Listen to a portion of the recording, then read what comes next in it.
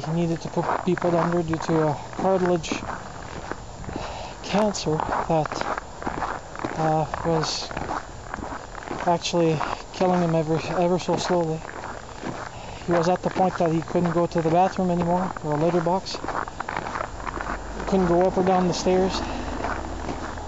So we had to take a decision to have him euthanized, put under. So that's what happened.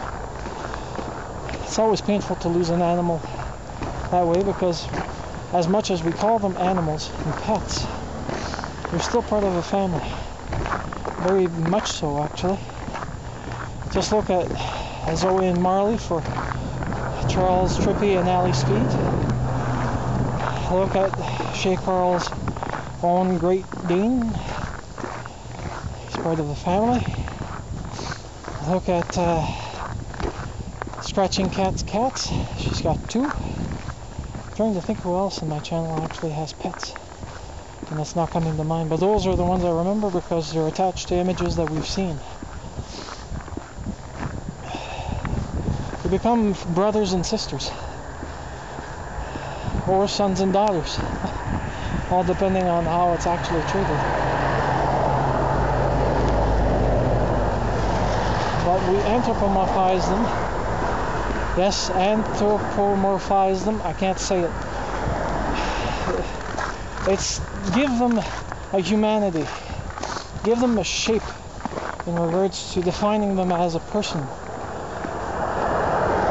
as a human being. I didn't know that really existed until I actually read Terry Pratchett's fantasy novels at Discworld, because it's something that he uses quite frequently in regards to death being an anthropomorphization. I can't say it. An anthropomorphization of dying and being dead and being carried off. People will see it as a man in a robe just made of bones with a scythe, and they interpret he becomes flesh. The same for, since there is death of humans, there's also death of rats.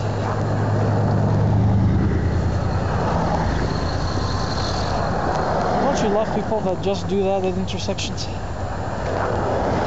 Bastard.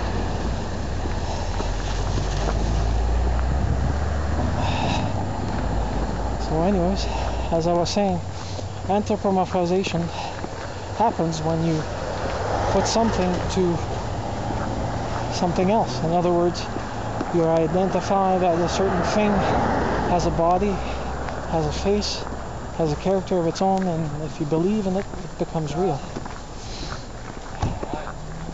So, look up Terry Pratchett if you guys have never listened to anything that he's done. It's worth a kick. It's actually worth a read in all of his novels.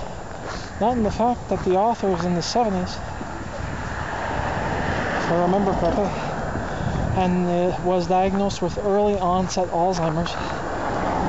He's not going to be with us for a long time.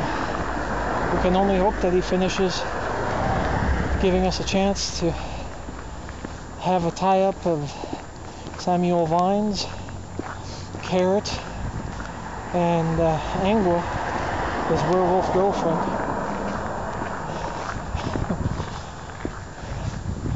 It's anything but what you think it is in regards to hearing werewolves, vampires, zombies, undead, ghosts, murder and intrigue. It's actually worth it to see a different way of interpreting how he interprets these people. They've made at least 2 games from them. They've made some animated cartoons based on the novels, or at least the first ones, but they were so bad in quality that they didn't go further, so I think it was maybe 3 or 4 episodes. So, as you can see, I'm rambling. I don't have anything else to report to you guys except that you're all cool, and it's nice to know that you're still part of my channel. I hope that you have a nice night,